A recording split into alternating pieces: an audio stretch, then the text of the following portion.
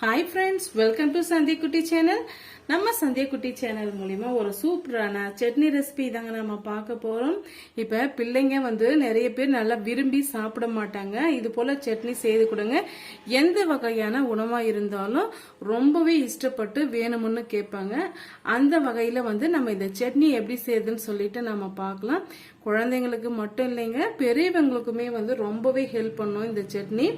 என்ன சட்னின்னு சொல்லிட்டு பார்க்கறதுக்கு முன்னாடி நம்ம சேனலை சப்ஸ்கிரைப் பண்ணாத நண்பர்களா இருந்தீங்கன்னா ப்ளீஸ் சப்ஸ்கிரைப் பண்ணிக்கோங்க, பெல் ஐக்கானை கிளிக் பண்ணி விடுங்க. அப்போதான் நான் போகிற வீடியோ நோட்டிஃபிகேஷனாக சேரும்.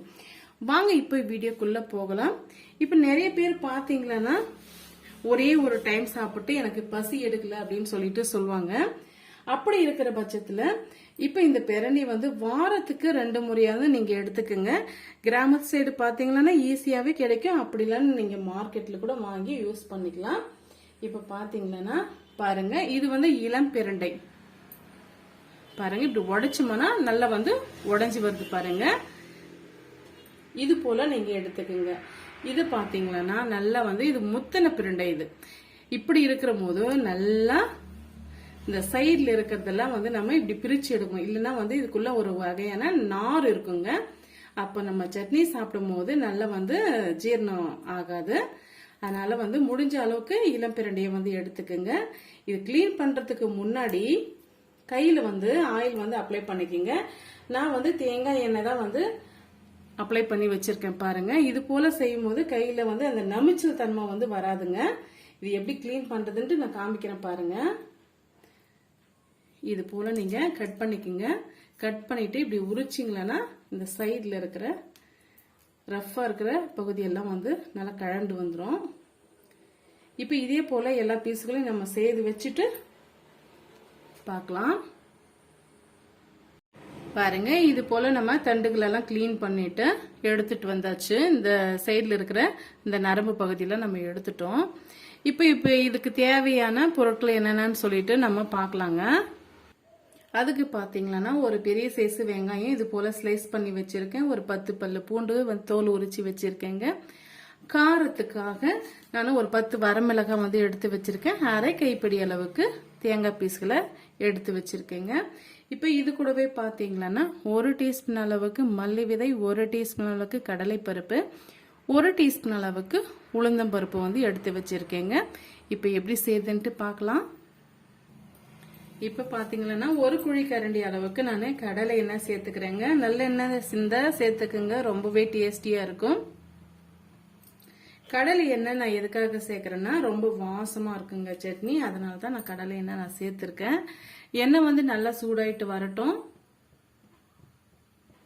பாருங்க, எண்ணெய் நல்லா சூடாயிட்டு வந்துடுச்சு. இந்த ஸ்டேஜ்ல நம்ம கட் பண்ணி வச்சிருக்க பிரண்டை பீஸுகளை இதோட சேர்த்துடலாம்.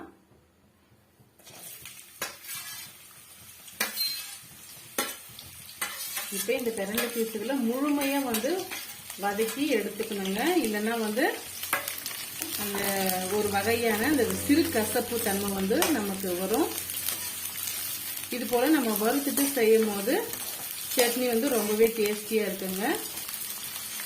நான் எந்த அளவுக்கு சுருளை வதக்கணும்னு சொல்லிட்டு நான் சொல்றேன். பாருங்க, நல்லாவே சுருளை வதங்கி வந்துடுச்சு. கலர் நல்லா சேஞ்ச் ஆயிருக்குது, உங்களுக்கு தெரியும் நினைக்கிறேன்.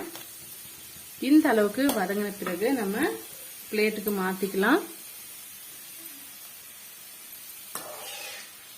எண்ணெயெல்லாம் வடிகட்டிட்டு பிளேட்டுக்கு மாத்திக்குங்க. இது போல செய்யும் போது கொஞ்சம் கூட அந்த ஈரப்பதம் இல்லாம சட்னி ரொம்ப டேஸ்டியா இருக்குங்க. ஒரு 2 நாள் வச்சிருந்து கூட சாப்பிடலாம். நீங்க ஃப்ரிட்ஜில் வச்சிருந்து நீங்க சாப்பிட்றதா இருந்தா ஒரு மாசம் வச்சிருந்து கூட சாப்பிடலாங்க. நான் ஏற்கனவே இந்த பிரண்டை தொக்கு நான் போட்டிருக்கேன். பிரண்டை ஊறுகாய், அந்த பிரண்டை ஊறுகாய் ரெசிபி நீங்க மாச கணக்குல வச்சிருந்து சாப்பிட்டா கூட ரொம்ப டேஸ்டியா இருக்கும். டைம் இருக்கும் போது செக் பண்ணி பாருங்க. இப்ப பாத்தீங்கன்னா அதே எண்ணெயில நம்ம எடுத்து வச்சிருக்க வரமல்லி, கடலை பருப்பு, உளுந்த பருப்பு சேர்த்துக்கலாம்.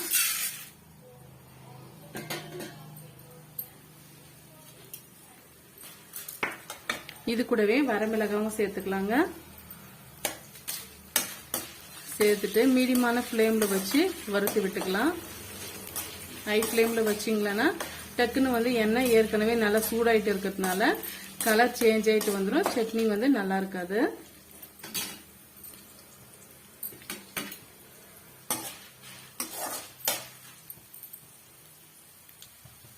இந்த வரமல்லி எதுக்காக நம்ம சேர்க்கிறோம்னு பாத்தீங்கன்னா ரொம்பவே டேஸ்டியா இருக்குங்க. எந்த வகை சட்னிக்கும் வந்து வரமல்லி சேர்த்துக்குங்க, ரொம்பவே டேஸ்டியா இருக்கும்.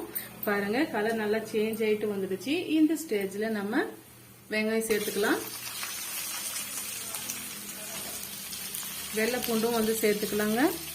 வெங்காயம் வெள்ளை பூண்டும் வந்து எந்த அளவுக்கு சேர்க்குறீங்களோ அந்த அளவுக்கு வந்து குவான்டிட்டி நம்மளுக்கு அதிகமாக கிடைக்கும்.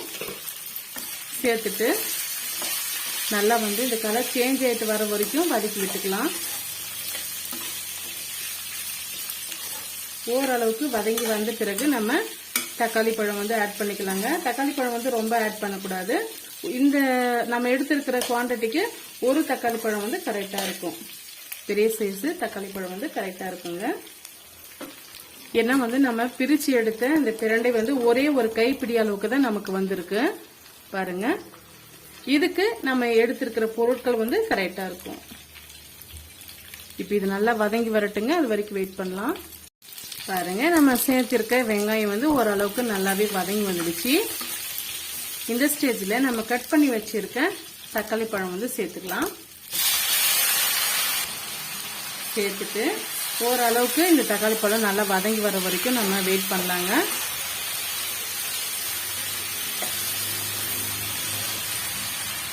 இது கூடவே நம்ம கட் பண்ணி வச்சிருக்க தேங்காய் பீஸுகளை வந்து நம்ம சேர்த்துக்கலாம். இதுவுமே வந்து எண்ணெயில வந்து நல்லா வதங்கி வரும்போது ஒரு நல்ல ஒரு டேஸ்ட் கிடைக்குங்க.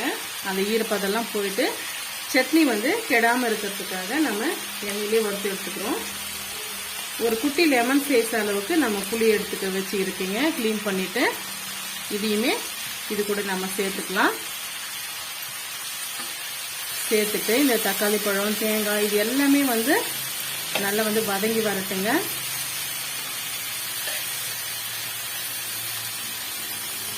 பாருங்க நம்ம சேர்த்திருக்க தக்காளி பழம் வெங்காயம் தேங்காய் எல்லாமே வந்து முழுமையா வதங்கி வந்துடுச்சு. இந்த ஸ்டேஜ்ல நம்ம வதக்கி எடுத்த பிரண்டைய இது கூட சேர்த்துக்கலாங்க. நம்ம ஏற்கனவே வந்து வதக்கி தான் விட்டு இருக்கோம். இது கூட சேர்த்து வதக்கும் போது அந்த மசாலா இதுக்குள்ள நல்லாவே வந்து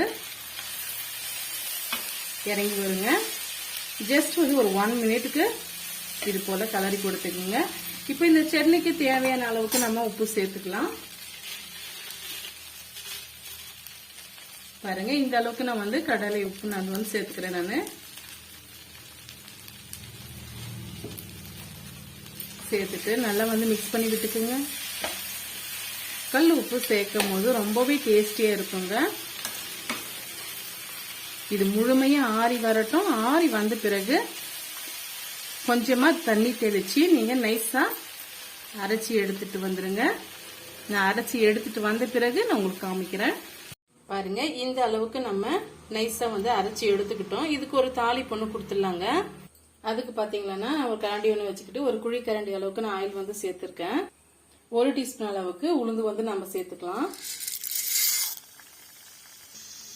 1/2 டீஸ்பூன் அளவுக்கு கடுகு சேர்த்துக்கலாங்க. பாருங்க நல்லா வந்து பொரிஞ்சு வந்துடுச்சு. கருவேப்பிலை சேர்த்துக்கலாம். பாருங்க தாளிப்பு வந்து ரெடி ஆயிடுச்சு. இப்ப நம்ம அரைச்சிருக்கிற சட்னியோட சேர்த்துக்கலாம்.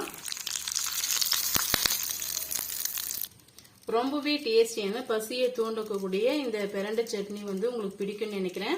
பிடிச்சிருந்தா மறக்காம சந்தியா குட்டி சேனலுக்கு சப்ஸ்கிரைப் பண்ணுங்க. ரொம்ப ரொம்ப பிடிச்சிருந்தா ஃப்ரெண்ட்ஸ் அண்ட் ஃபேமிலியோட நிறைய ஷேர் பண்ணுங்க. தேங்க்யூ ஃபார் வாட்சிங். இது போல வந்து ஹெல்த்தியான ரெசிபிஸ் பார்க்க நம்ம சந்தியா குட்டி சேனலை சப்ஸ்கிரைப் பண்ண மறந்துடாதீங்க. தேங்க்யூ.